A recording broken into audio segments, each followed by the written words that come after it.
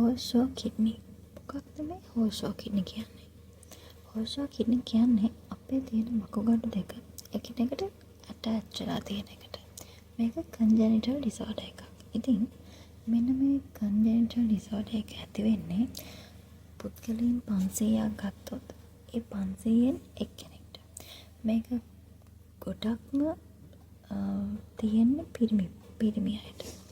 ඉතින් හෝෂෝ කිඩ්නි සනීප කරන්න පුළුවන්ද? බෑ. මේකත් එක්ක එයාලට ජීවත් වෙන්න වෙනවා.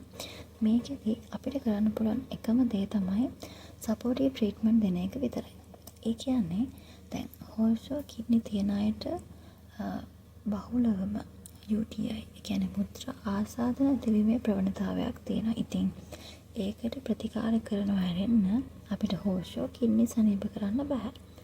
ඒ වගේම තමයි යූරින් ෆ්ලෝ එක බ්ලොක් වෙන්න පුළුවන්. කියන්නේ වගේ යූරින් මුත්‍ර ගල් නැති වෙන්න පුළුවන්. එතකොට අපි සර්ජරි කරලා එහෙම නැත්නම් මොනවා හරි ඒවා දිය වෙන්න බෙහෙත් දීලා ඒවා අයින් කරන්න ඕනේ. ඒ වගේම තමයි බ්ලැඩර් එකේ ඉඳන්, ඒ කියන්නේ වගේ මුත්‍රාශයේ ඉඳන් යූරින් බෑක් ෆ්ලෝ වෙන්න පුළුවන්. ඒ කියන්නේ ආපහු වකුගඩුවට යන්න පුළුවන්.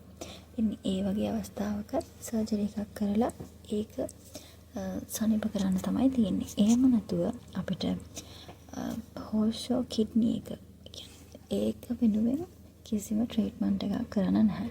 අපිට තියෙන්නේ සපෝටිව් ට්‍රීට්මන්ට් කරන්න විතරයි.